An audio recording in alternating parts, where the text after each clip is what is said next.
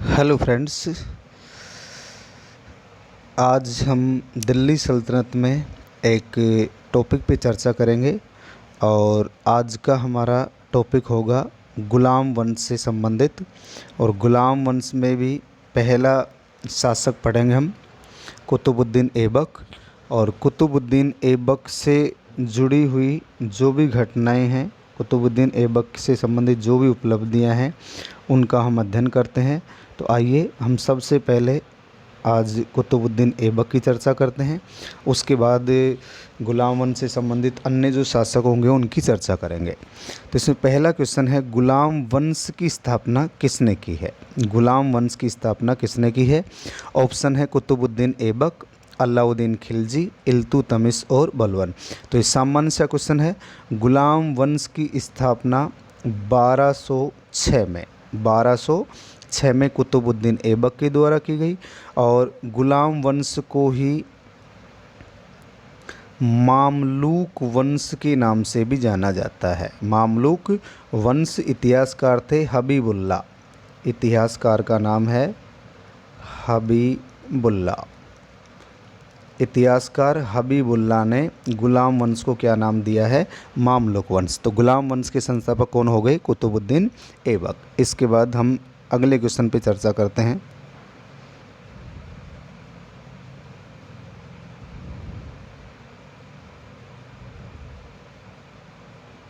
देखिए, अगला क्वेश्चन है, कुतुबुद्दीन ऐबक को किस वर्ष दासता से मुक्त किया गया था? अगला क्वेश्चन है, कुतुबुद्दीन ऐबक को किस वर्ष दासता से मुक्त किया गया? 1206, 1234, 1208 और 1209। तो कुतुबुद्दीन ऐबक को यदि हम दासता की बात करें, उसे मुक्त किया गया था 1208 में। कुतुबुद्दीन ऐबक को दासता से 1208 में मुक्त किया गया था। और आपको पता हो, कुतुबुद्दीन ऐबक मोहम्मद गोरी का गुलाम था। मोहम्मद गोरी का गुलाम था, जिसका देहांत 15 मार्च 1206 को हो गया है। मोहम्मद गोरी का देहांत 15 मार्च 1206 को दमयक नामक स्थान है, दमयक, सिंधु नदी किनारे दमयक नामक स्थान है, यहाँ मोहम्मद गोरी का देहांत हुआ। उसके बाद 1206 में कुतुबुद्दीन ऐबक दिल्ली सल्तनत और गुलाम वंश की स्थापना करते हैं और इन्हें 1208 में दासता से मुक्त किया गया। अगला क्वेश्चन देखिए, नेक्स्ट क्वेश्चन है, दिल्ली में स्थित कुव्वत उल इस्लाम, दिल्ली में स्थित एक मस्जिद है, मस्जिद का नाम क्या है? कुव्वत उल इस्लाम मस्जिद। दिल्ली में स्थित कुव्वत उल इस्लाम मस्जिद का निर्माण किसके द्वारा करवाया गया? इल्तुतमिश, बलबन, कुतुबुद्दीन ऐबक और अलाउद्दीन खिलजी। तो दोस्तों, इसका निर्माण कुतुबुद्दीन ऐबक के द्वारा करवाया गया था। दिल्ली में स्थित ये प्रथम तुर्क मस्जिद मानी जाती है, भारत में प्रथम तुर्क मस्जिद मानी जाती है। इसे इंडो इस्लामिक शैली का प्रथम उदाहरण माना जाता है। तो इसका जो निर्माण है वो किसने करवाया था? कुतुबुद्दीन ऐबक ने। और ध्यान रखना है, ये कहाँ स्थित है? दिल्ली में। यद्यपि इल्तुतमिश और अलाउद्दीन खिलजी ने इस मस्जिद का विस्तार करवाया था। अलाउद्दीन खिलजी और इल्तुतमिश के द्वारा इसका विस्तार करवाया गया। इसके बाद अगला क्वेश्चन देखिए, नेक्स्ट क्वेश्चन है आपका, निम्न में से कौन सी उपाधि कुतुबुद्दीन ऐबक की नहीं है? इस क्वेश्चन को ध्यान से समझना है, कौन सी उपाधि कुतुबुद्दीन ऐबक की नहीं है पूछा गया। तो ऐबक को लाख बख्श कहा जाता है, यानी बचपन में ही इन्होंने कुरान का सुरीली आवाज़ में अध्ययन शुरू कर दिया था, तो लाख बख्श कहा, लाखों का दानदाता होने के कारण लाख बख्श कहा जाता है। कुरान खां, ये का लिखा गया है, कुरान खां है ये, कुरान खां।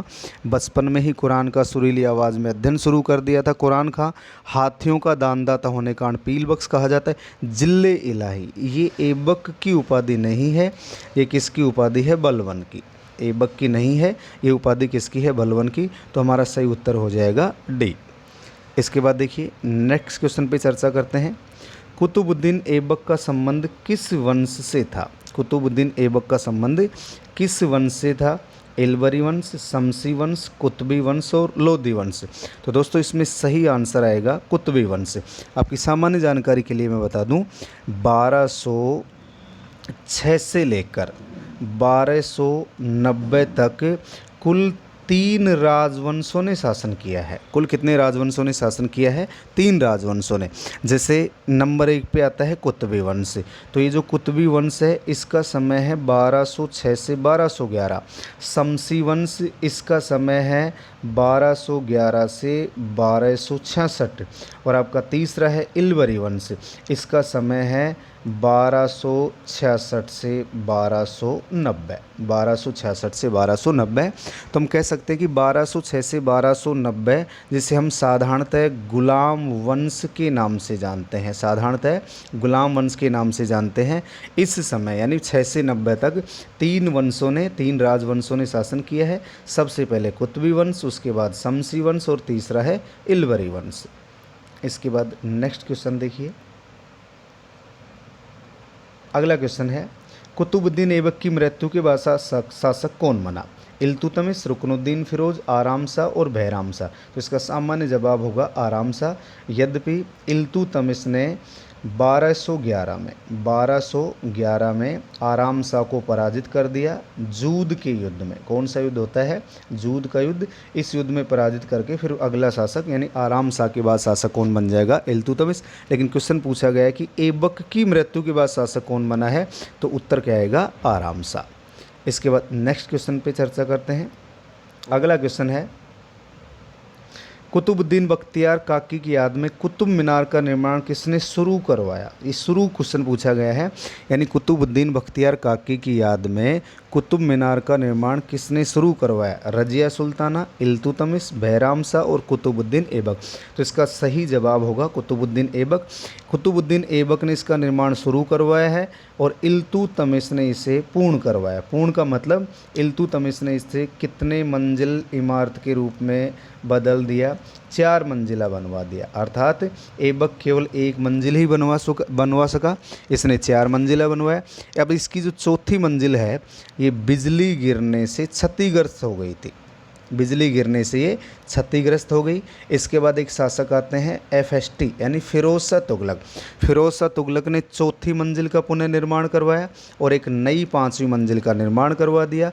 तो वर्तमान में कुतुब मीनार कितने मंजिल का है? 5 मंजिल का है और इसकी ऊंचाई कितनी है? 240 फीट। ऊंचाई कितनी है? 240 फीट अथवा 72.5 मीटर। 72.5 मीटर ये कुतुब मीनार की ऊंचाई है।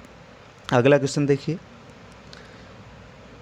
नेक्स्ट क्वेश्चन है, कुतुबुद्दीन ऐबक का संबंध किस वंश से नहीं था? कुतुबी वंश अभी हमने बात की है, गुलाम वंश अभी बात की है, दास वंश, बलबनी वंश से इसका संबंध नहीं था। दोस्तों बलबनी वंश से इसका संबंध नहीं था, इसका संबंध बलवन से है। बलबनी वंश का संबंध किससे है? बलवन से। तो कुतुबी वंश, गुलाम वंश, दास वंश, इनका संबंध किससे है? कुतुबुद्दीन ऐबक से। अगला क्वेश्चन देखिए। नेक्स्ट क्वेश्चन है, निम्न में से कौन सी मस्जिद इंडो इस्लामिक कला का प्रथम उदाहरण मानी जाती है? इंडो इस्लामिक अभी हमने चर्चा भी की है, तो इसका सही उत्तर क्या हो जाएगा? कुव्वत उल इस्लाम मस्जिद, जो कहाँ स्थित है? दिल्ली में। कुव्वत उल इस्लाम मस्जिद कहाँ स्थित है? दिल्ली में। और इसका निर्माण किसने करवाया था? कुतुबुद्दीन ऐबक ने। अगला क्वेश्चन देखिए। दिल्ली सल्तनत के किस शासक ने कुव्वत उल इस्लाम मस्जिद के स्तंभों पर कुरान की आयतें लिखवाई? ये नया क्वेश्चन है दोस्तों। दिल्ली सल्तनत के किस शासक ने कुव्वत उल इस्लाम, देखिए कुव्वत उल इस्लाम इंडो इस्लामिक शैली का प्रथम उदाहरण माना जाता है। इसका निर्माण दिल्ली में कुतुबुद्दीन ऐबक ने करवाया है। लेकिन क्वेश्चन पूछा गया कि इस पर कुरान की आयतें किसने लिखवाई हैं? तो हमारा सही जवाब होगा अलाउद्दीन खिलजी। ध्यान रखना है, कुरान की आयतें लिखवाने वाला दिल्ली सल्तनत का शासक कौन हो जाएगा? अलाउद्दीन खिलजी। नेक्स्ट क्वेश्चन देखिए। अगला क्वेश्चन है, कुतुब मीनार से संबंधित कौन सा कथन सत्य नहीं है? एक तो हमें ध्यान रखना है, कुतुब मीनार कहाँ स्थित है? दिल्ली में। कहाँ स्थित है? दिल्ली में। 5 मंजिला इमारत, सही है। 240 फीट ऊंचाई। फजल इब्न अबुल माली इसका वास्तुकार था, ये भी सही है। ऐबक ने 1208 में निर्माण करवाया, ऐबक ने 1208 में इसका निर्माण नहीं करवाया था। लगभग इसका निर्माण कब करवाया था? 1200 ईस्वी में। लगभग इसका निर्माण कब होता है? 1200 ईस्वी में। तो कुतुब मीनार से संबंधित कौन सा कथन सत्य नहीं है? हमारा सही जवाब हो जाएगा डी। अगला क्वेश्चन देखिए, नेक्स्ट क्वेश्चन है, कुतुब उल इस्लाम मस्जिद का निर्माण किस मंदिर के स्थान पर करवाया गया? तो ये बार बार ये क्वेश्चन रिपीट हो रहा है। शिव मंदिर, विष्णु मंदिर, गणेश मंदिर, पार्वती मंदिर। तो इसका सही जवाब क्या होगा? विष्णु मंदिर। तो विष्णु मंदिर से पहले यहाँ जैन मंदिरों का निर्माण हो रहा था, लेकिन उसके बाद विष्णु मंदिर बना। तो विष्णु मंदिर के स्थान पर कौन सी मस्जिद का निर्माण करवाया गया है? कुतुब उल इस्लाम, जो कहाँ स्थित है? दिल्ली में। अगला क्वेश्चन देखिए, नेक्स्ट क्वेश्चन है, कुतुबुद्दीन ऐबक को हातिम द्वितीय नाम किसने दिया? हातिम द्वितीय नाम किसने दिया? फ़क्र ए मुदव्विर, कोई नहीं, अबुल फजल और मिनहाज उस सिराज। तो मिनहाज उस सिराज ने कुतुबुद्दीन ऐबक को कौन सा नाम दिया था? हातिम द्वितीय नाम दिया था। इसके बाद अगला क्वेश्चन देखिए, मोहम्मद गौरी ने प्रारंभ में कुतुबुद्दीन ऐबक को कौन सा पद प्रदान किया? ये महत्वपूर्ण क्वेश्चन है, ध्यान रखना है। यानी कुतुबुद्दीन ऐबक मोहम्मद गौरी का गुलाम था, और कुतुबुद्दीन ऐबक को मोहम्मद गौरी ने सर्वप्रथम कौन सा पद प्रदान किया था? तो इसका सही जवाब होगा अमीर ए आखूर। अमीर ए आखूर का अर्थ होता है अश्वशाला का प्रधान। अश्वशाला का प्रधान, ये किसे कहा जाता है? अमीर ए आखूर को। अगला क्वेश्चन देखिए, अगला क्वेश्चन है, भारत में तुर्की राज्य का संस्थापक किसे माना जाता है? भारत में तुर्की राज्य का संस्थापक इल्तुतमिश, कुतुबुद्दीन ऐबक, अलाउद्दीन खिलजी और सिकंदर लोदी। तो दोस्तों इसका सही जवाब होगा कुतुबुद्दीन ऐबक। तो भारत में तुर्की राज्य का संस्थापक किसे माना जाता है? कुतुबुद्दीन ऐबक को माना जाता है। अगला क्वेश्चन देखिए, नेक्स्ट क्वेश्चन है, ताज उल मासिर के लेखक हसन निजामी। तो इसमें एक क्वेश्चन तो ये ही बन गया कि ताज उल मासिर की रचना किसने की है? एक क्वेश्चन यहीं पे बन गया है। ताज उल मासिर की रचना किसने की? हसन निजामी ने। और ये किसके दरबार में संरक्षण प्राप्त था? तो इसमें सही उत्तर होगा कुतुबुद्दीन ऐबक। कुतुबुद्दीन ऐबक के दरबार में ताज उल मासिर का लेखक हसन निजामी संरक्षण प्राप्त था। नेक्स्ट क्वेश्चन पे चर्चा करते हैं। अगला क्वेश्चन है, आदाब उल हरब का लेखक फ़क्र ए मुदव्विर। एक क्वेश्चन ये बन गया है, आदाब उल हरब की रचना किसने की है? फ़क्र ए मुदव्विर ने। ये किस शासक के दरबार में रहता था कि इसे किस शासक का संरक्षण प्राप्त था? इसका भी सही जवाब क्या होगा? कुतुबुद्दीन ऐबक। अगला क्वेश्चन देखिए, नेक्स्ट क्वेश्चन है, मध्यकालीन भारत में निर्मित दिल्ली के 7 शहरों में प्रथम शहर का निर्माण किसने करवाया? महत्वपूर्ण क्वेश्चन है। यानी मध्यकाल में दिल्ली में कुल कितने शहर बसाए गए? 7 शहर। और इसमें क्वेश्चन पूछा गया है कि इन 7 शहरों में प्रथम शहर का निर्माण किसने करवाया? सही जवाब होगा कुतुबुद्दीन ऐबक। और कुतुबुद्दीन ऐबक ने ये जो शहर है दिल्ली में राय पिथौरा के निकट बसाया है। राय पिथौरा, दिल्ली में किला राय पिथौरा के निकट दिल्ली में प्रथम शहर बसाया, जो मध्यकालीन भारत का पहला शहर है। इसके बाद अगला क्वेश्चन है, देखिए, कुतुबुद्दीन ऐबक का वजीर कौन था? फ़क्र ए मुदव्विर, नसीरुद्दीन कुबाचा, ताजुद्दीन यल्दौज, हसन निजामी। देखिए, नासिरुद्दीन कुबाचा, ताजुद्दीन यल्दौज, ये दोनों मोहम्मद गौरी के ग़ुलाम थे। हसन निजामी इसके दरबार में एक लेखक के रूप में रहता था। तो इसने ताजुद्दीन यल्दौज के साथ तो अपनी पुत्री का विवाह किया था। कुतुबुद्दीन ऐबक ने अपनी पुत्री का विवाह किसके साथ किया था? ताजुद्दीन यल्दौज के साथ। और नासिरुद्दीन कुबाचा के साथ अपनी बहन का विवाह किया था। अपनी बहन का विवाह किया। ये इनके दरबार में संरक्षण प्राप्त थे, जिन्होंने अभी हमने बात की है किसकी रचना की? ताज उल मासिर। किसकी रचना की है? ताज उल मासिर। तो हमारा सही जवाब होगा फ़क्र ए मुदव्विर। फ़क्र ए मुदव्विर। इसके बाद अगला क्वेश्चन देखिए, 1210 ईस्वी में चौगान खेलते समय घोड़े से गिरकर ऐबक का देहांत कहाँ हुआ था? तो इसका सीधा जवाब होगा लाहौर। और इसे लाहौर में ही दफनाया गया। लाहौर में ही दफनाया गया। तो 1210 में चौगान खेलते समय घोड़े से गिरकर ऐबक का देहांत कहाँ हुआ है? लाहौर में। अगला क्वेश्चन देखिए, अजमेर में स्थित 2.5 दिन का झोंपड़ा किसने बनवाया? कुतुबुद्दीन ऐबक ने। सही जवाब क्या होगा? कुतुबुद्दीन ऐबक। लेकिन 2.5 दिन का जो झोंपड़ा है, पहले यहाँ संस्कृत पाठशाला थी जिसका निर्माण अजमेर के शासक विग्रहराज चौहान या विग्रहराज चतुर्थ ने करवाया था। और इस 2.5 दिन के झोंपड़े पर हरिकेली नाटक की पंक्तियाँ लिखी हुई हैं।